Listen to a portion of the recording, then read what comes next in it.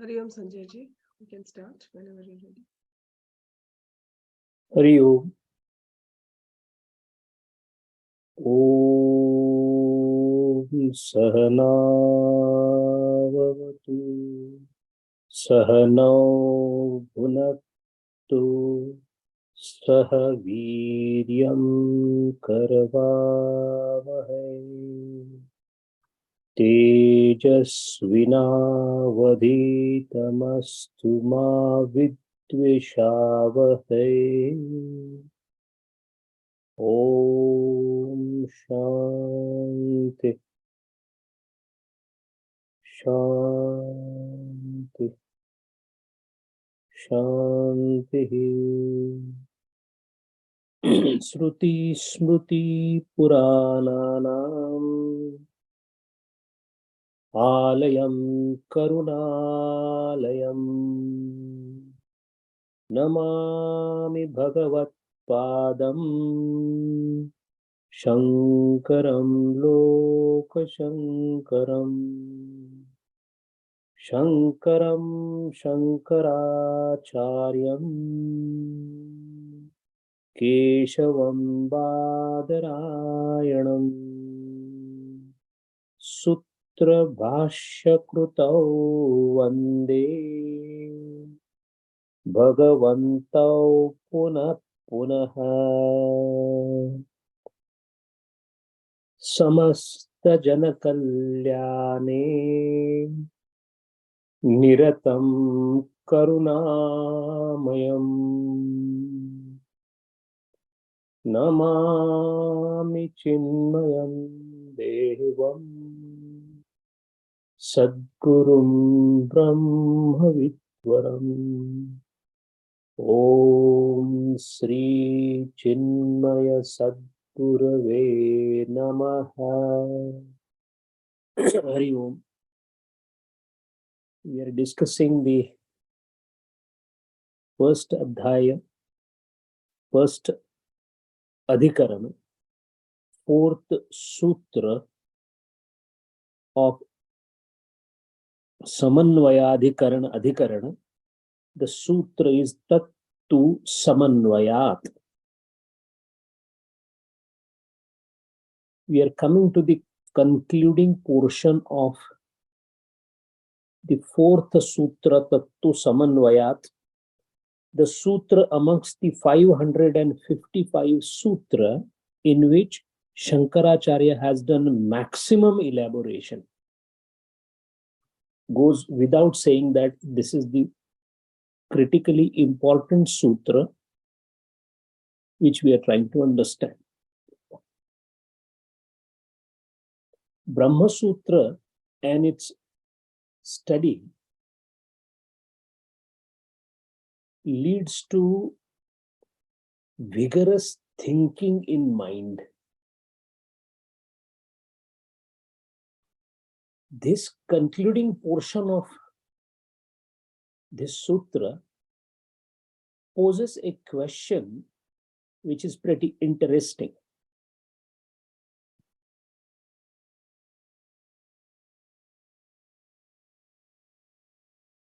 Is there anything in this world, in this universe or Jagat, is there anything that is not imagined by mind, perceived by mind, or cognized by mind?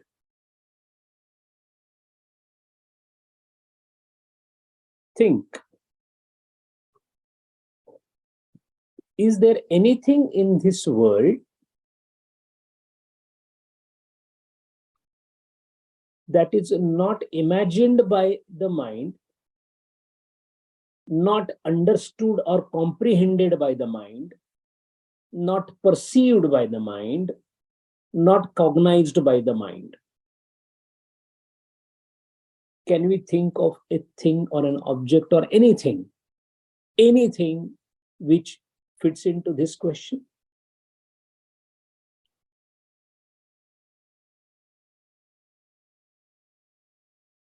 I can imagine a giant of a person, huge, immeasurable length. I can imagine. I can imagine a tall mountain which goes up and pierces the sky. I can imagine.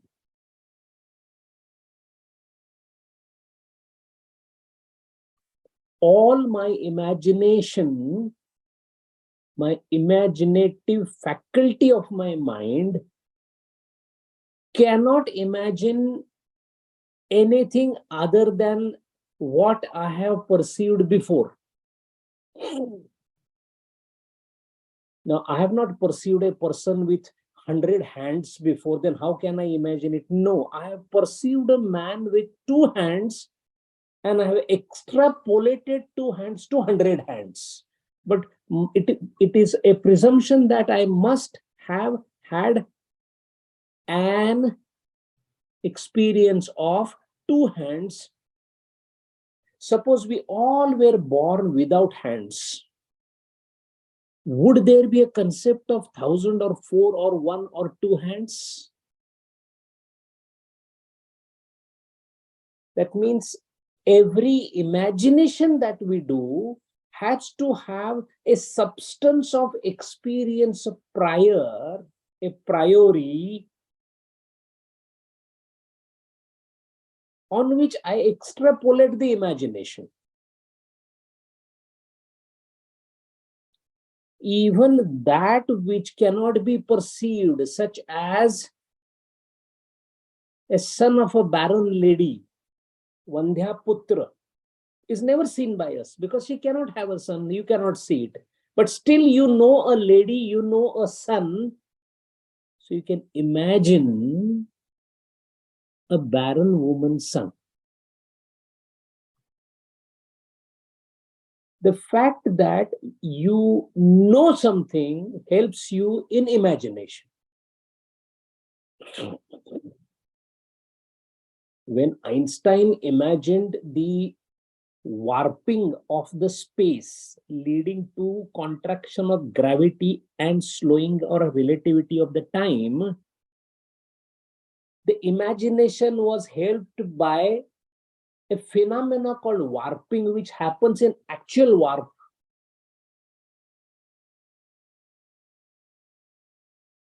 So none of the imaginations are possible unless it is preceded by some element of perception or experience.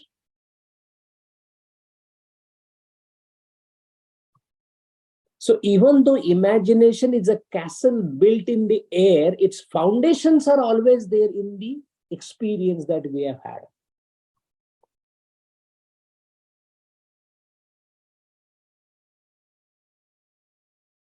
But if there is a thing which we have not experienced at all,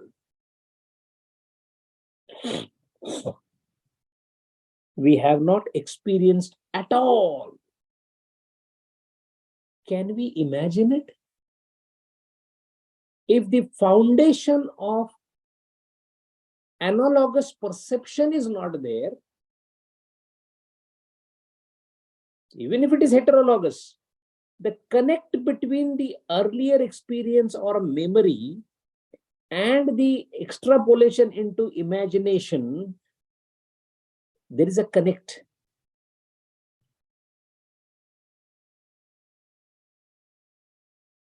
But if we have to have the experience of something which is never experienced, what do we do? The answer to that is the faculty or the instrument through which you imagine or you get the experience or you perceive, that faculty, if it is limited, naturally your perception, imagination, cognition, everything is limited. A dull-witted person is called dull-witted because he cannot understand like an intelligent person. Both of them have the antakaran or the mind. An intelligent one has utilized the instrument in a better manner than a dull-witted person. That means the instrument which is used or available for perception or imagination or cognition is an instrument that can be refined and made into better use.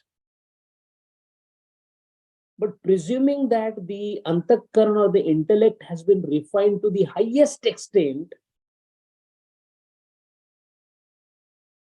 still a possibility remains that this is not the finest of the finer instrument.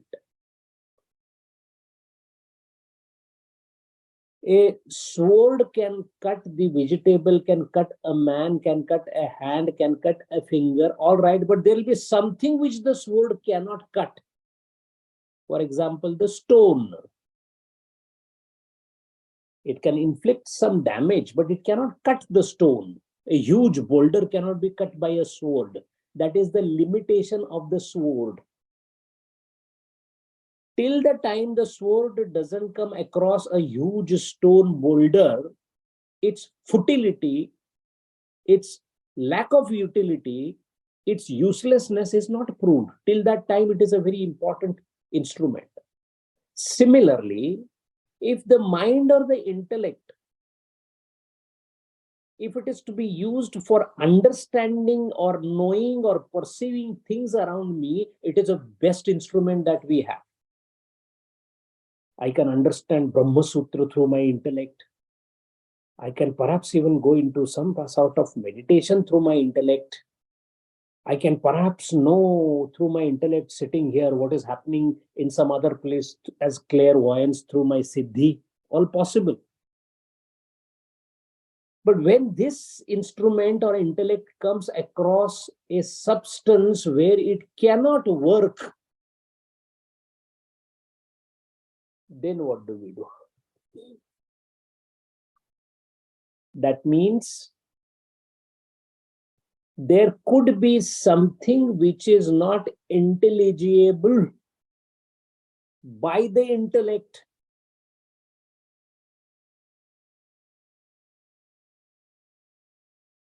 What can that be? That which is beyond mind, what can that be? The logic tells us, the Tarka Shastra tells us that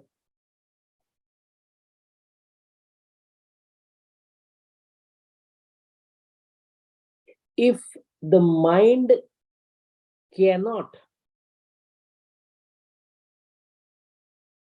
grapple with that particular thing, then that thing which is beyond the perception, beyond the capacity of intellect, has to be something which in turn is either enlightening the intellect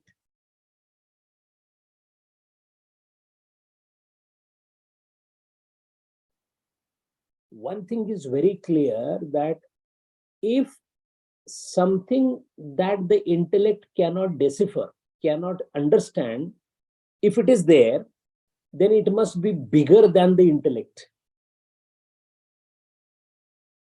And if, in other words, if there is a candle giving the light,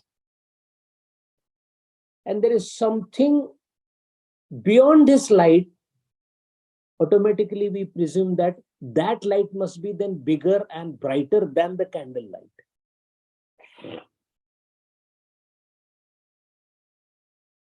Supposing our intellect is like a candle, it does give light, no doubt, no denying.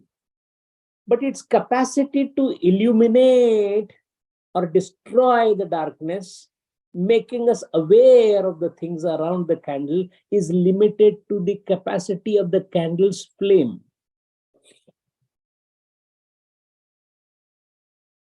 Beyond the periphery of the light that the candle light gives, darkness still prevails.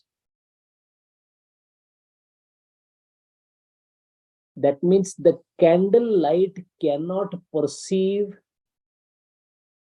larger light than itself.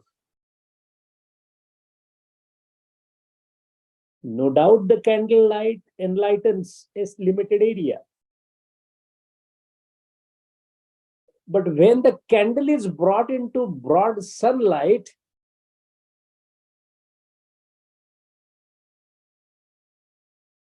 the illumination takes a completely different place. That means beyond the perception of intellect or mind, there is, or there has to be, or there can be. There is, there can be, there has to be something which is beyond the capacity of the intellect.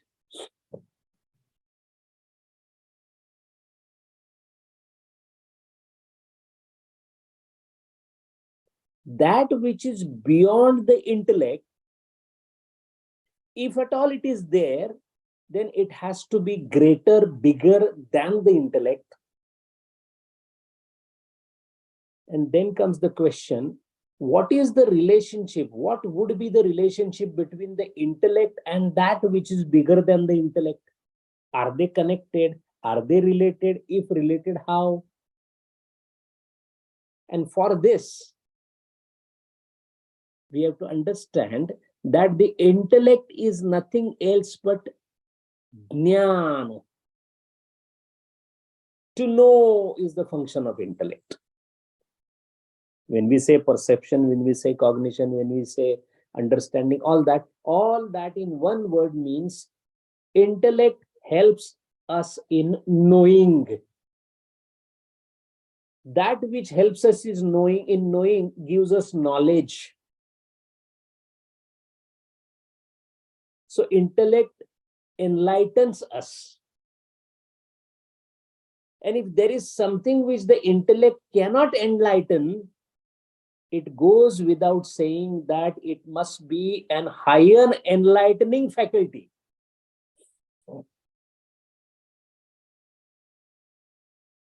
If a light cannot enlighten another light, that light must be then much brighter. Candle light cannot enlighten sun.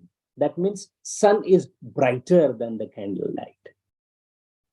Similarly, intellect, which helps us in knowing, which appears to us as the source of knowledge, which it is not, but it appears to us. In Shastra, there are acharyas who believe that intellect is itself Atman, Atma. Buddhi is Atma. There is a stream of thought. But if the Buddhi fails to grapple principle higher than the Buddhi, that means the higher principle must be having same character but in a larger dimension. And the sentence then that will be used in such case is that which lightens the light, because the intellect is light, jnana, prakash. The one which is bigger than that can be considered to be a higher light. So that is the light which lightens this light so that everything gets lighted. Once we understand this, it becomes clear that as an individual jiva, I'm on this earth, howsoever refined my intellect may be, intellect in its full bloom, full capacity, to an extent of Ishvara, all-knowing, still it eludes something bigger than that.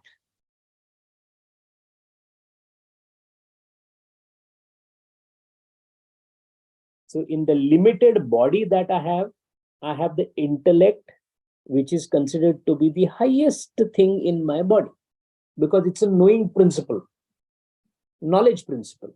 This gives us knowledge. The intellect gives us knowledge. But that which cannot be comprehended by this knowledge also must be far more knowledgeable. That means it establishes one thing, that reality or that big thing is a thing by itself, which my intellect cannot comprehend.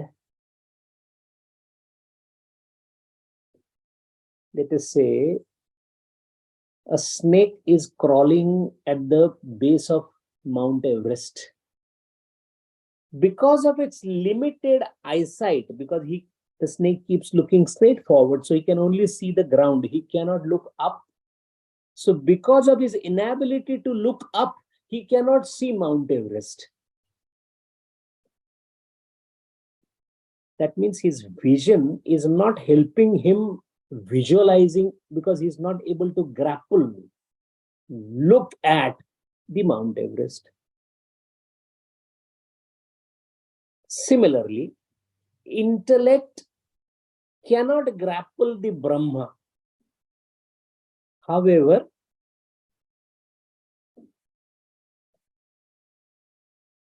the Mount Everest is already existing. Snake is unaware of it because of his inability of vision. Similarly, intellect is unable to comprehend the reality, but the reality is always and already existing. This is called Vastu Tantra. The Vastu, Brahma is also referred to as Vastu or Bhauma. Brahma, ultimate reality, is a thing by itself, which intellect cannot comprehend. So whatever you may do through your intellect, you will always fail in comprehending the reality. Why? Because intellect can only help you in doing a karma. When intellect decides to use Jnanendriya and Karmendriya, our physical work happens. Driving a car, eating a food, this karma happens because of Karmendriya, Jnanendriya. Sanyog, Sanyukta. Jointly they do this. When this karma is not happening, only the mental or the manasika karma is happening, upasana.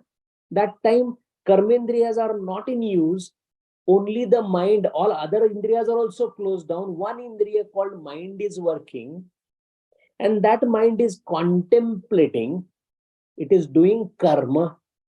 But all these are happening only through the intellect or antakaran or mind. That is why that which is beyond mind cannot be grappled by the mind, howsoever you may try. That is why whatever karma you may do, Brahma Jnana will not happen because of karma.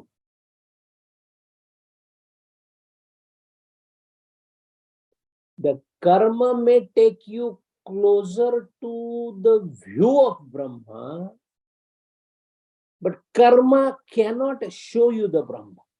Why? Because every karma is supposed to give some phalam. That means karma and phala are separate. I do the karma and then I get the phala.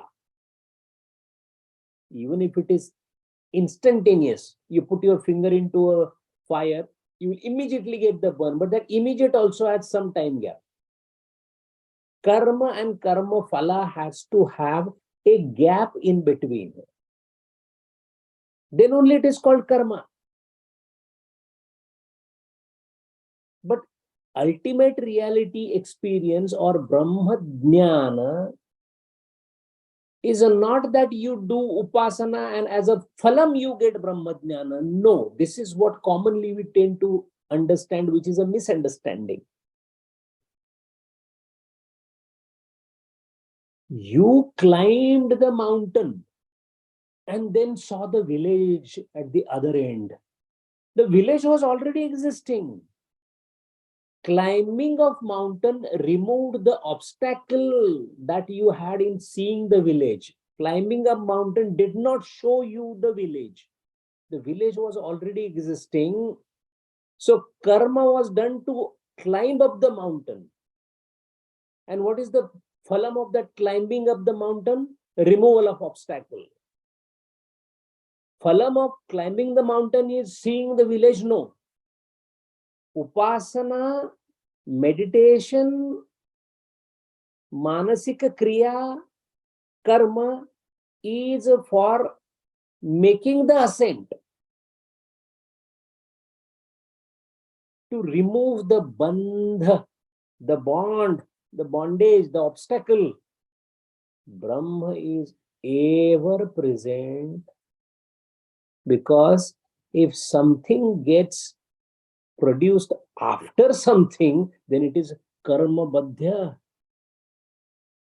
And whatever is done through karma is never permanent.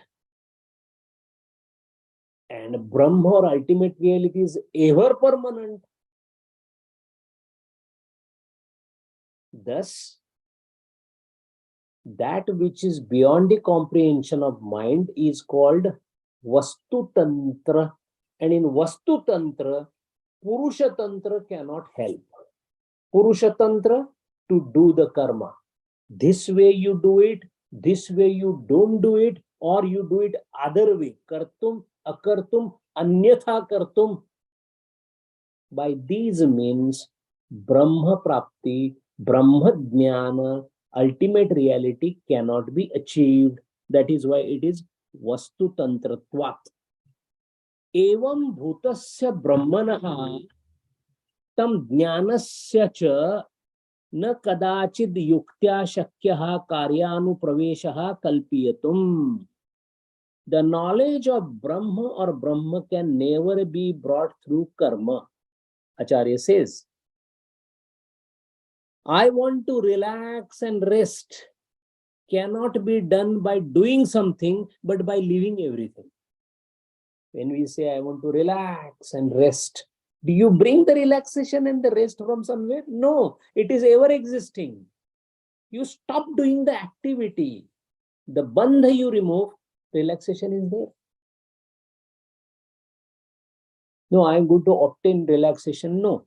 When you want to do relaxation, stop doing the things. Kriya shunyatva leads to relaxation. Similarly, for the Brahma Jnana Prapti, do all the karmas to remove the bandha. Vivrunate tanuswam is the word in Kathopanishada. The beautiful damsel removes the cloth. That is how Atma Darshanam is described there. What does it mean? The beauty was concealed. The concealment was removed. Beauty was already there.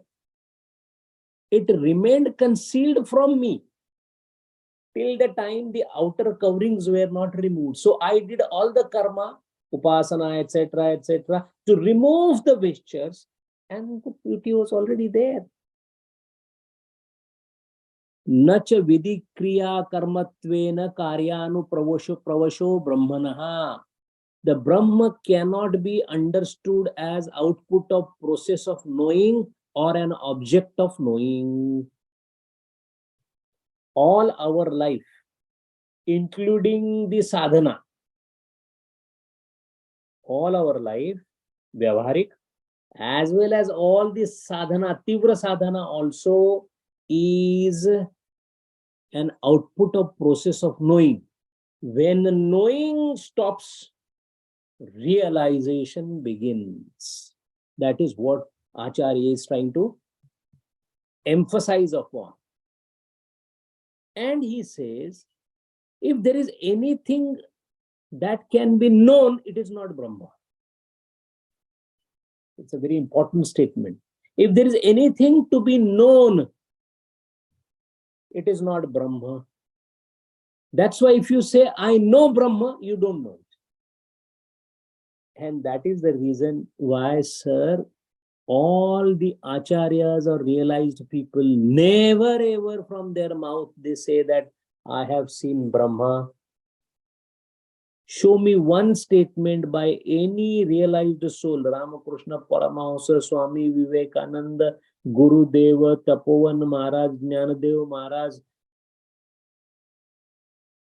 No one will say, I know Brahma. Because moment you say that, you don't know the Brahma. So first of all, Brahma is not that is known, something amongst the known. Brahma is not that which is unknown, because known and unknown both have no in it. This is what Keno Upanishad says. Anyat eva tad viditat atho aviditat adhi. It is different than known as well as different than unknown.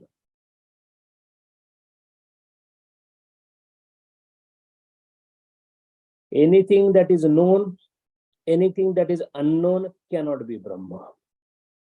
That's why even a statement that Brahma is unknown to me is also ridiculous. Think about this statement.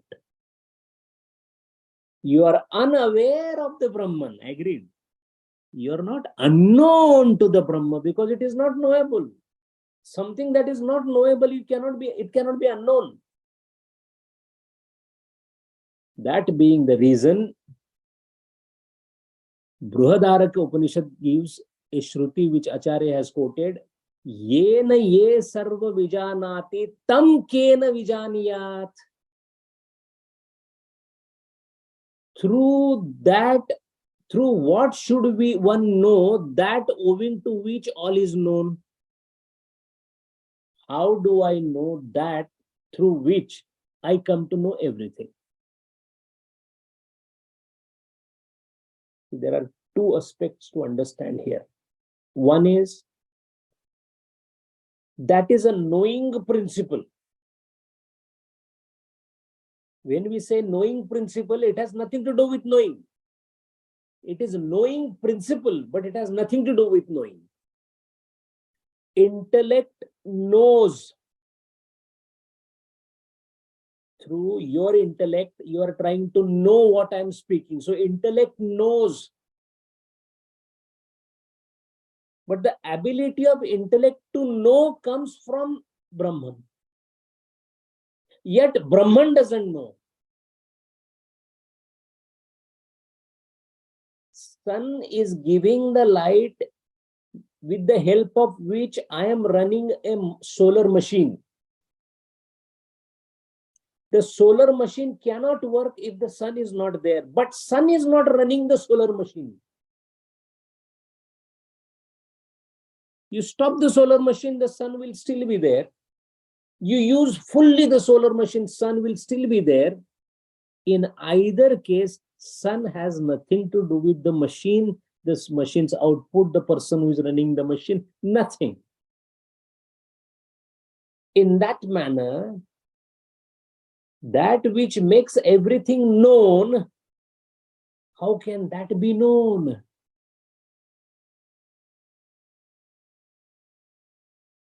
Sun enlightens on the earth certain things.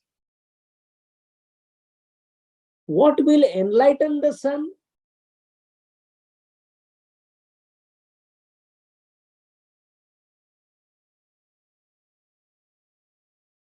Intellect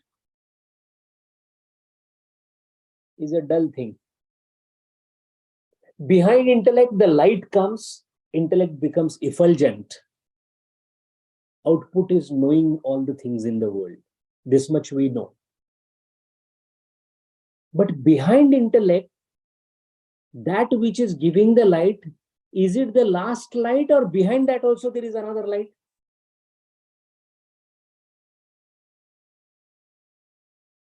World is enlightened by intellect. Intellect by Indriyas. Indriyas are enlightened by intellect.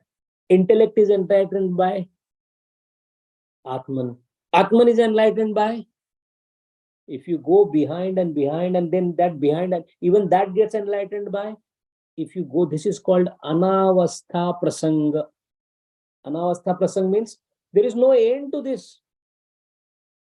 One is enlightening, other is enlightening. So there could be a possibility then in the mind that, oh, Brahman also may be enlightened by another Brahman.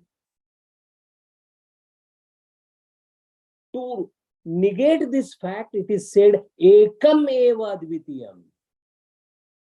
Ekam eva and advitiyam both apparently are same. Ekam eva, one, advitiyam, no second. Only one and no second. Why two words are used?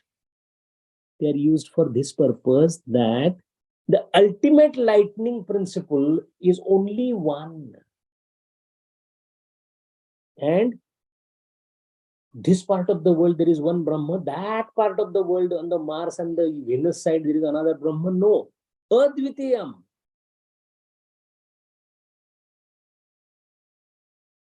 That which enlightens everything. That which enlightens in me my things. So my part of that enlighter in me in a limited manner is Atman. So the ray of that sun, which is called Brahma, has come in me in the form of Atman. I am Atma, Brahma. This ray is nothing else but coming from the sun. It is called Atman because it got restricted to my body. Apparently, on the wall, I made a small hole and the sunlight came through it. So for the room which is enlightened, the source of light is that hole. Actually, the hole is not the source of light. The source of light is sun.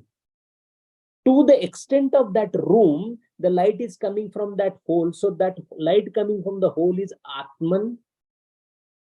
But actually it is coming from the sun. I am Atma, Brahma. That is why Aham Brahma Asmi. And its nature is only to give light, Prajnanam Brahma. Why these are called Mahavakyas is because this is the closest direct appellation to the ultimate reality. Nothing goes closer than this.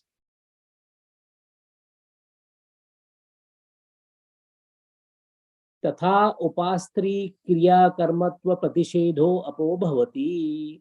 Api bhavati. Brahma is denied to be an object of the or the act of knowing.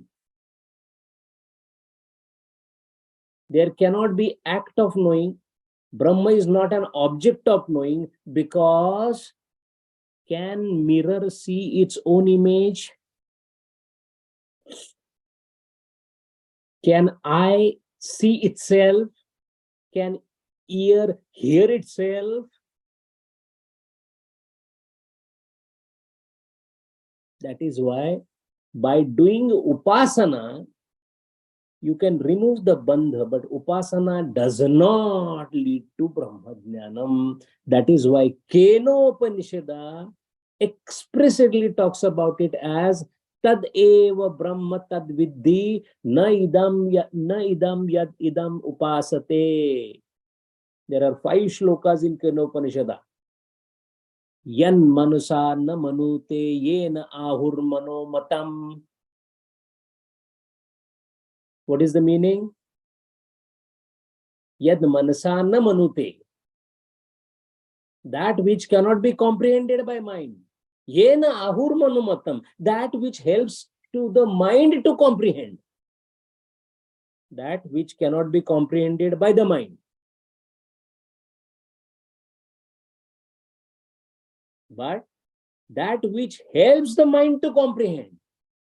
Yad manasana manute yena ahur manomatam tad eva brahma tad viddhi na idam yad idam upasate. Yat chakshusham na pashyanti yena chakshunshi pashyanti. That which cannot be seen by the eyes, but which makes the eyes to see. Tad eva brahma tad viddhi na idam yadidam upasate. Yat shrotrena na shrunute. Shrunoti. Yena shrotram shrunute. That which the ears cannot hear, but that which makes ear to hear, tad eva brahmatam vidhi naidam yadidam upasate. Yena pranena na praniyate. Yena pranaha praniyate. That which cannot be sustained by the prana, but that which sustains the prana itself. Tat eva brahma. Tad vidhi. Understand that. Naidam yadidam upasate. It is not that what you are doing the upasana.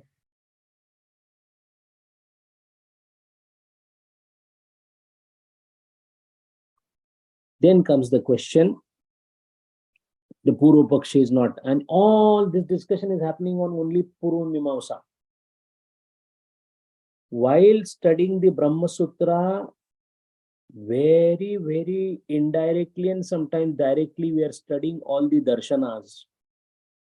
As we go forward, we are going to have Sankhya Darshana, Nyaya, Vaisheshika. Independently, we have never studied. Ideally, all these darshanas are studied first and then you start the study of Brahma Sutra. However, we are going in reverse manner. Doesn't matter. At least it is giving us glimpse of different darshanas. Amongst the darshanas, the closest that comes to Advaita Vedanta is Purva Mimamsa. So that is why in the first Adhikaranas, Acharya has first tackled the Purva Mimamsa. Once this Adhikaran is over, then he is going to go towards Sankhya, towards Vaisheshika. Once those are over, then he is going to go towards Buddhism. While studying Brahma Sutra, automatically we will be getting the glimpse of many other schools of philosophies. What is the use? The use is pragalbhata of the buddhi, helping us in storming inside. Last week, a very good question was asked by Manishji. If death of ego is mrityu, then prayana kale also, why smaranam? When ego itself is not there. Very good question. Why the question came in Manishji's mind? Thinking. What is the purpose of Brahma Sutra, Bhagavad Gita study? Thinking. That is why the ego and its death, which is called mrityu, after that there is no anusmarana. Because a smarana is not there in Brahma. Death of ego itself means bandha nivrutti. When bandha nivrutti is there is no anusmarana. When you know you are, you don't need to remember you are. When you don't know who you are, you need to remember. So prayana kale, if it is taken as death of ego, then there is no anusmarana. But those who still have not realized the Brahman, for them prayana kale, whatever they think at the death of the moment of that death, they carry forward with that and go to the next stage. Linga Sharira transformation.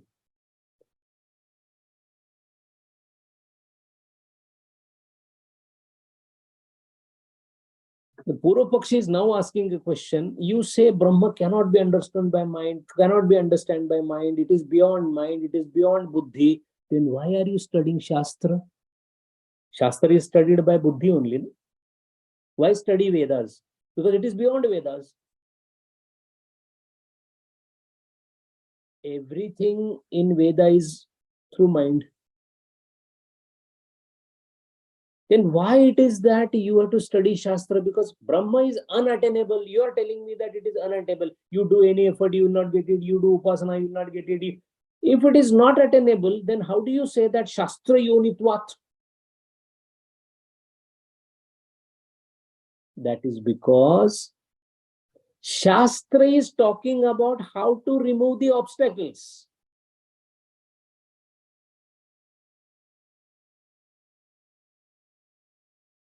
Suppose you're entering into a fight. So you are giving the boxing gloves, you are giving some protective guards, etc. Boxing gloves and protective guard is not boxing. Then what is the use of this? The use is it helps you in boxing. So Shastra helps you in knowing the Brahma, though Shastra itself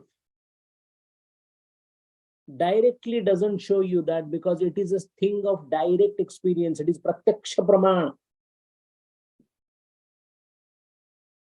Brahma Jnana is pratyaksha anubhuti, ever available and is obtained only when the obstacles for its anubhuti are removed, and the way to remove the obstacles is through Shastra. So Shastra.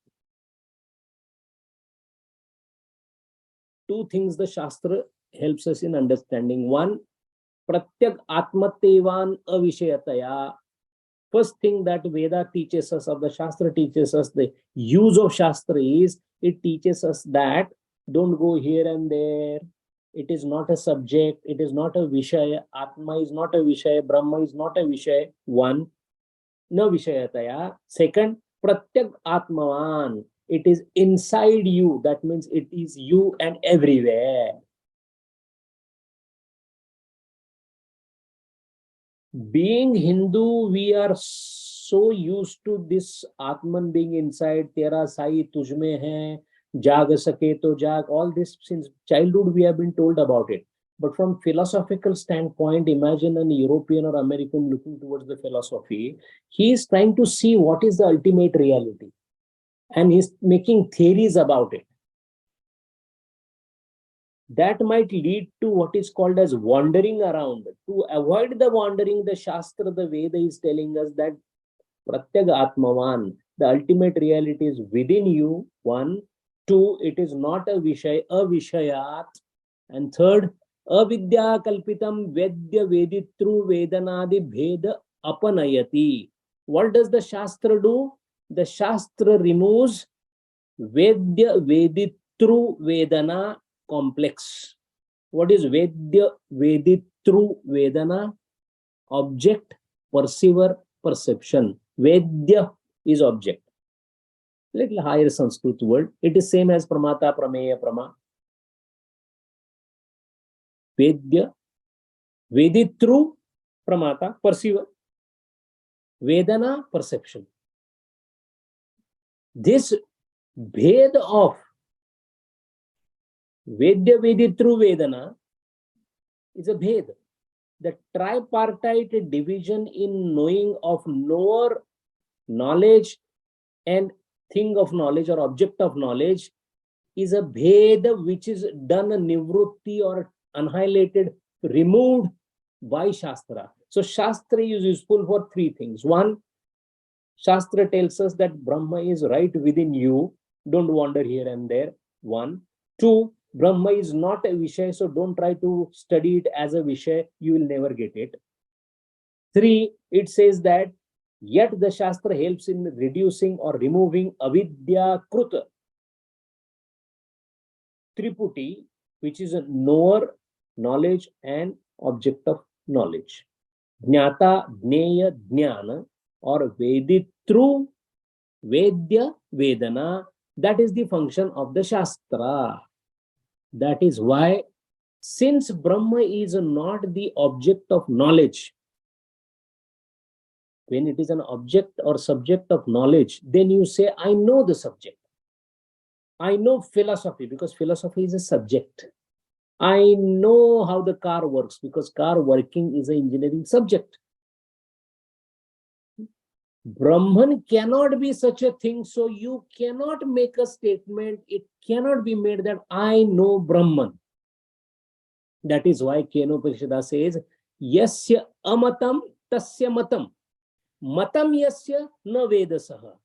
One who understands has not understood it. One who says, I haven't understood, has understood it. Avidnyatam vijanatam, vidnyatam avijanatam.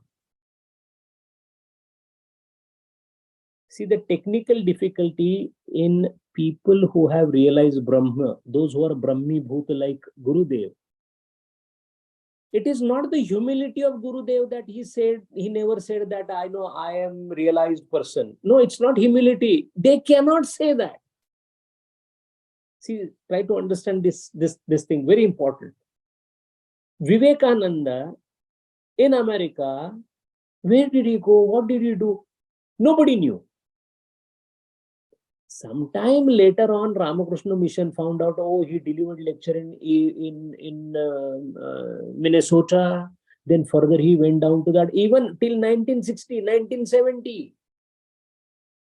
In 1960, there was a trunk found in which there was some manuscript through which we came to know so many things about Vivekananda. Why did he not say about it when he came back? Oh, I went to America. You know what?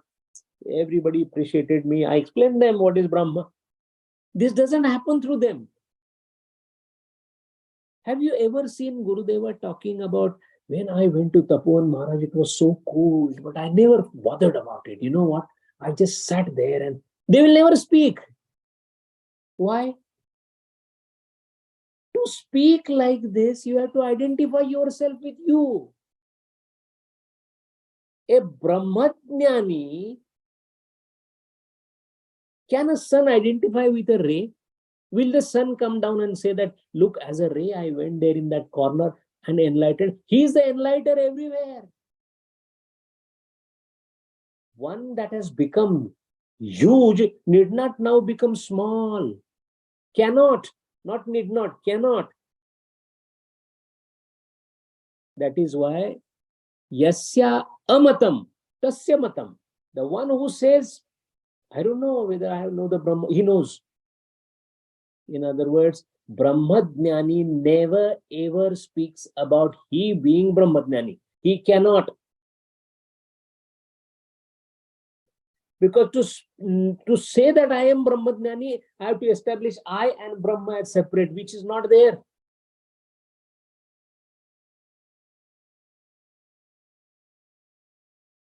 In Bombay, once Maharaj Gurudeva delivered a lecture, and it was, as usual, fabulous lecture, fantastic. So many people came and said, Gurudev, very nice lecture. What did Gurudev say? Yeah, very nice lecture. I also liked it. He delivered the lecture and he said, I also liked it. Meaning what? It's not a simple meaning. It's not that even I am happy about what I did. No. It's just that the one who spoke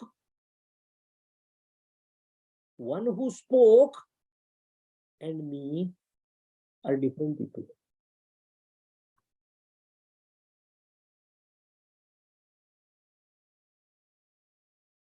No kartrutva bhranti of any kind. That is why, since I is not there at the Brahmi Bhuta Avastha, karma is not possible. If karma is not possible, then how did Gurudeva do all what he did? All that he did was not karma. We say Gurudeva conducted the Jnana Yajna and he gave knowledge and he didn't do anything. How can Brahma do anything?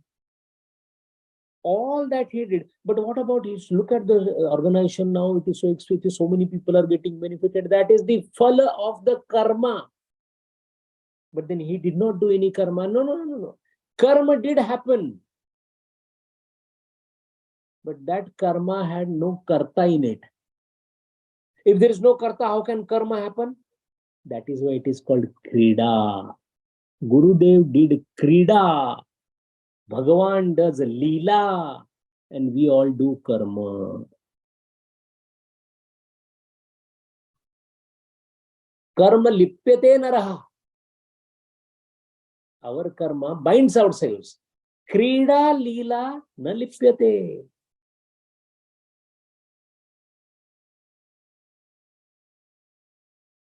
Krishna Bhagavan came and he killed that and Chanura and Kausa and all that. How bad he's got so much of papum he did. No, sir. No, but he helped so many people. Govardhan Parvat and all that. It was raining so badly. He did so much of good things for the people. No, sir. He did not do any karma. Not good, not bad. because he was not there in the karma itself. Once you are absent in the karma, it is not a karma at all. Yes, karma did happen without the karta. Because karma happened, there was phalam. Because karma cannot be without phalam. So whatever Gurudeva did as a karma, it is giving the phalam. Today we are discussing that the knowledge is spreading, Saraswati is spreading, whatever.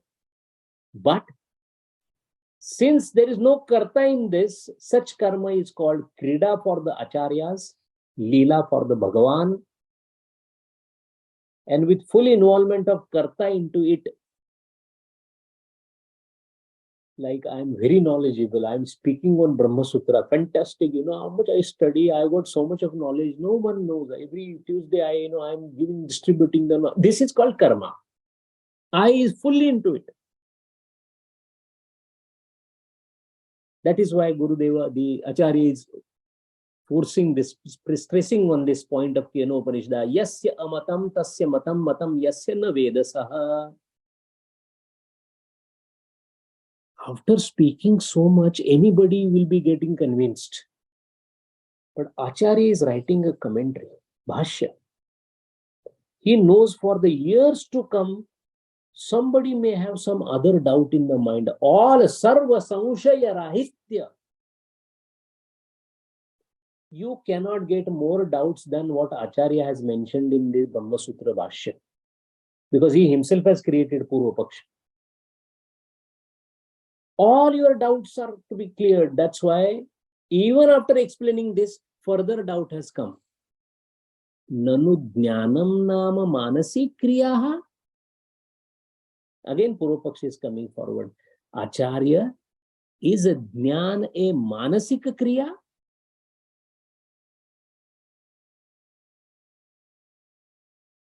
Is a jnana a manasika kriya or not? Because through mind you know and you become knowledgeable. That means jnana is a manasika kriya. Manasik is something which is done by mind. So is jnana a kriya or not? Purva Paksha. Acharya starts giving the explanation now, saying na. Why? Vailakshanyat. Because of the inherent difference between kriya and jnana. Kriya means karma. How karma and jnana are different? He defines kriya or karma. Acharya has given the definition of kriya or karma. Kriya hi nama sa yatra vastu swarupa nirapeksha eva cha udyate purusha vyapara adhina cha. Kriya and jnana are different because if for the sake of an object, without referring to the swarup of the object, whatever is done and that which depends upon doers doing or not doing is called kriya. Kriya or karma has been defined as it is done for the sake of an object, without referring to its swarupa. Because if you know the swarupa and object, it is Chaitanya. Then you will come to know it as Chaitanya. The moment you realize an object as a Chaitanya, kriya cannot happen. Because there's no difference. That means when you are unaware of the swarupa of an object and you act for the sake of that object by either doing something or not doing something, then it is called a kriya. Jnana is entirely 360-degree opposite of it. That is why manasik kriya and jnana are different. For example, Sandhya Manasa Dhyayet, Aitariya Brahman says that everybody should be doing Sandhya Dhyanam in the mind. Dhyanam Chintanam Yadyapi Manasam Tathapi Purushena Kartum Akartum Anyathava Kartum Shakyam Purusha Tantratvat. Dhyana, although it is a manasik kriya, meditation is also a mental kriya, manasik kriya, but it depends on how you do it, how you don't do it, or you do it other way. Somebody may do meditation in this manner, somebody may do in that manner. That means it depends on the doer. Purushatantra. Purushatantra means one who is doing has a choice of doing certain things. Brahma Jnana is not dependent on the choice of the meditator.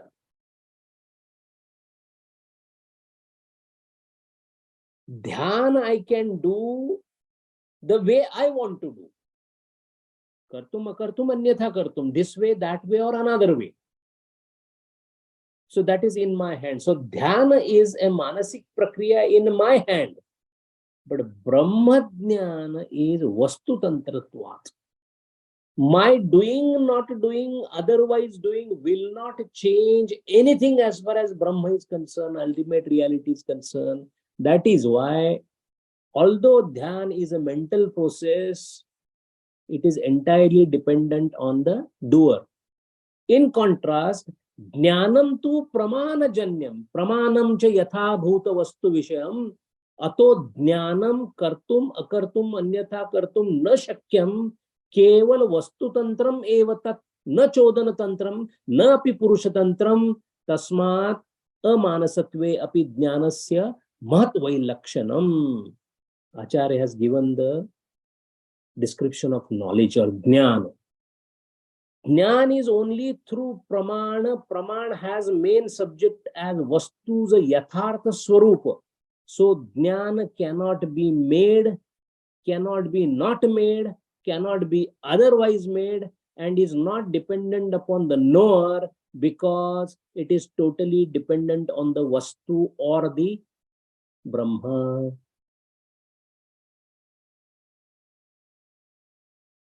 What it means is, if you are going to get a jnana, which is the swarupa of Brahma, then that cannot be done as a kriya.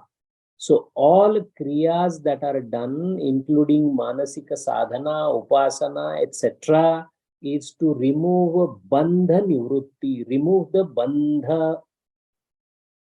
All the actions are basically there to remove the clothes. The body is always bare. You don't create the bare body. You don't make the bare body. You don't do any cleaning of the body and it becomes then clean body. No.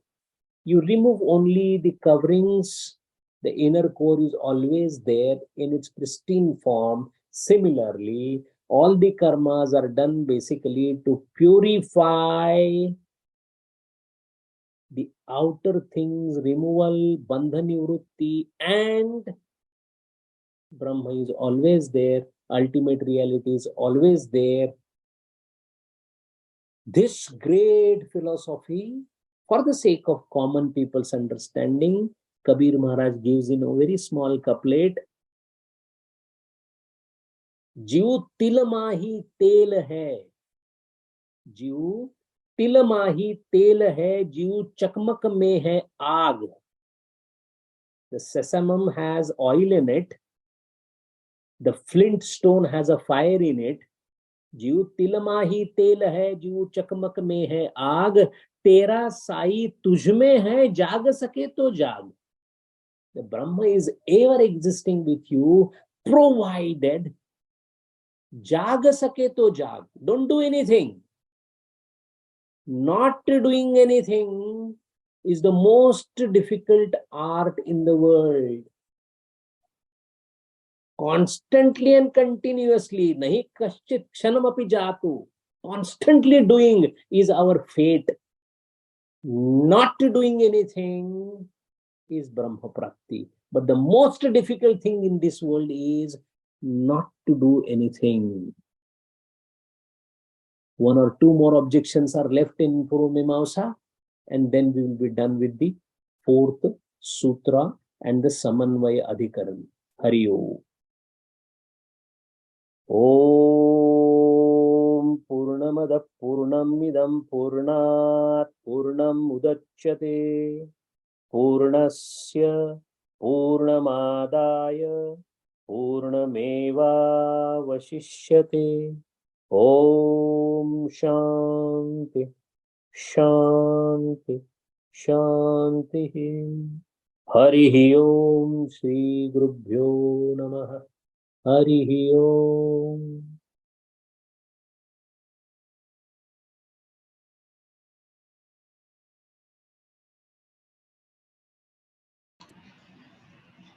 Sanjay ji, yeah. We are reaching to a point where there remains no doubt now. Now, still some lessons learned earlier, some definitions. Yena Shrudena Ashrudam Shrudam Bhavadi, Yena Madena Amadam Madam Bhavadi, Yena Vijnadena Avijnadam Vijnadam Bhavadi, Tad Brahma. This is the point today I have reached with your discourse. And it, because there is no doubt. Now further, next Adhikarana, when it comes, only new doubts will arise. So far, I think this is very clear. This is what I feel now. Hari Om, this is what I want to say. Thank you.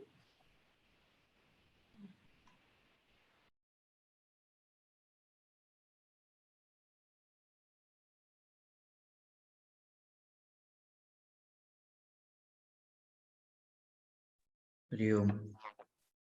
Any more questions? Sanjay ji, just a question where, since we're saying that no amount of effort and no amount of karma, upasana, is ever going to get us there, then this process of not doing also is a little ambiguous. Is there some explanation? That is one question. And the other one was where, Shankaracharya said that all these things help you to get to a point, right? And then the final ascent is dhyan. So those, or the final ascent is, let's say, contemplation, and gyan, the study of, Gyan is essential in terms of the final lesson that he is you've spoken to us. Just a clarification. So how do the other people, like let's say the people who don't follow the Gyan path, right? How do they also manage to reach it? See, the most important thing is akriyatva. Akriyatva means not doing anything, is a very crude translation of akriya. Brahma being akriyatvat. Brahma doesn't do anything. Now, many a times people, even in Indians also, they find it difficult to understand the philosophy, Indian philosophy, Advaita. You have Atma or Brahman, which does nothing, which there is nothing applicable to it. How can there be a reality like this? It has no connection with the world. It has no, everything is sustained by him, but he is not into it. It looks like a escape route or something for some people. While Brahma Sutra is trying to establish that it is not an escape route, it is actually a reality. The most difficult part to comprehend is that the reality is ever existing. We are not able to see it, and to see it, we don't have to do anything. Meaning, we have been always doing. Yep. So when you do what is not to be done, you automatically are non-doer. Akartrutva. Akartrutva is the criteria of Brahma. So the whole process, including meditation. So the final ascent, what we call, the final ascent is also a kriya. That's why meditation is, or upasana, dhyana, dharana, samadhi, these are maybe the last one, but they're also kriya. Only when, and what are these kriyas? Dharana, dhyana, samadhi, meditation are the kriyas to become a kriya. It is an intense effort to become effortless. See, try to understand. It is like you have to run so fast so that you can stand still. It is oxymoron. It is paradoxical in thinking, but we need to think this. With intense contemplation, you reach Shanti, Parashanti. The fire of tapasya leading to calmness. This is because that ever existing calmness, pristineness, purity, shukram, shuddham, whatever way you describe it, is something where nothing happens. So from something that is happening, we are reaching to a place where nothing is happening. In this process, whatever is done is always through doing. So this is called samvadi brahma. Don't do what is not expected from you to be done. That is called nishiddha karma. Keep doing what you are expected to do, so that you keep doing, so that you reach a place where you don't do. You keep getting knowledge, so that you reach a stage where there is no knowledge. Why? You become knowledge. Jnana is called as a Brahma is called Satchit, Jnana Maya. Jnaneshwar Maharaj has written an Amruta Anubhava book, very difficult philosophy of Chidvilasvad, in which he says, who says Brahma has Jnana?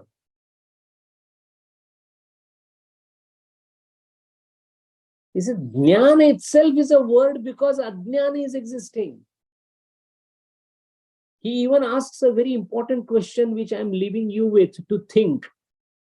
We say avidya, avidya, avidya. If everything in the world is only Brahma, then avidya also must be Brahma. What is the ashraya for avidya or ajnan? Must be Brahma only. How can darkness rest on the sun? Think. Avidya or ajnan is the reason why we are not knowing that I am Brahma. All right, agreed. But where is this avidya? Where is it existing? Everything in this world is existing on the adhisthana of Brahma. Then how avidya or ajnan can exist on the Brahma when avidya, ajnana is darkness and Brahma is light? How darkness can reside in light? That's why Jnaneshwar Maharaj says ajnan is not there at all. And when ajnan is not there, how can jnan be there? So Brahma is beyond jnana and ajnana. That's one way Jnaneshwar Maharaj has put it. We are going to come to that. We have just started entering into Brahma Sutra. We are just still in Purva Mimamsa. The fight is with only karma as of now. And it's going to get refined further as we go further. As far as other schools like Bhakti Yoga, etc. are concerned, all of them go through the same ascent. At the top, Mount Everest can be scaled by 4 sides. But as you come closer to the top, everybody has to go through the same thing. Bhakti Yoga gets a jnana on the way.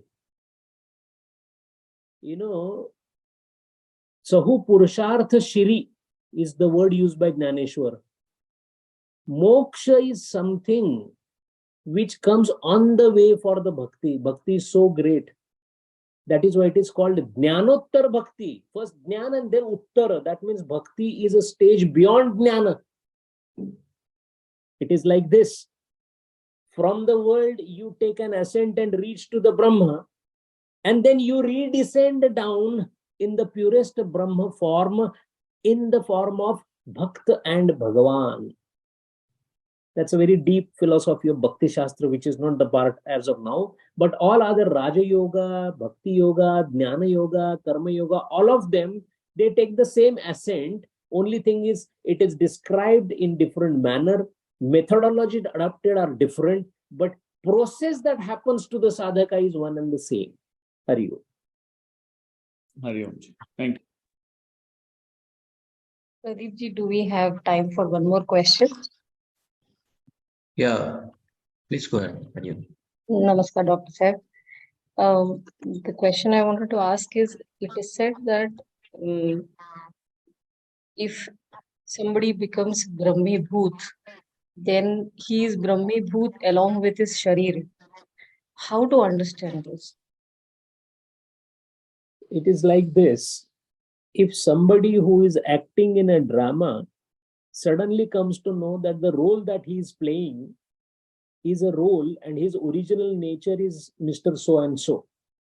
So he doesn't leave the drama. He continues with the drama with a full awareness that this particular king who is sitting here is not the actual king. I am Mr. So and so. How these two things happen simultaneously? It is awareness of Brahma and simultaneous awareness of the fictitious nature of this world. So, in the so-called perceptive creation that has happened, where his body is still there, your body may be still there, and yet you know that you are not the body. That is why that is called Jivan Mukta Tattvajnana. Vidyaranya Swami has written Jivan Mukta Tattvajnana Grantha basically for this, how he behaves. And that is called Badhita Anuvritti. Badhita Anuvritti means you are simultaneously aware that you are not the body and also know that at present for others I am the body. Both things happen simultaneously. That is the reason why Jivan Mukta doesn't go and bump on the road to a stone or to a wall or to a wood because he is Brahmi Bhuta. No.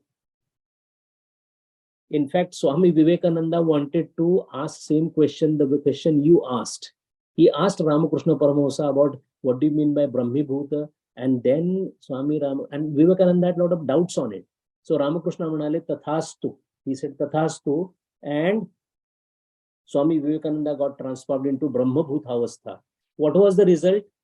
He could not walk on the road. When he went home, he was not eating. The mother kept asking, why you are not eating? Because he said it is Brahma. He looked at mother, he said it is Brahma. Pure Brahmi Bhuta Avastha debars you from living. That is why in Samadhi, when somebody is there, he is not aware of anything. So he doesn't know what is happening. But when you are aware and Brahmi Bhuta, then through Badhita Anuvritti, you know that you are not the body, but this body is a fictitious body. So you continue doing what you are doing, knowing fully well that what you are doing is not you. It is your body which is working. It is your mind which is working. You are away from it. It is simultaneous awareness of both the things. That is how they work. Hari Om.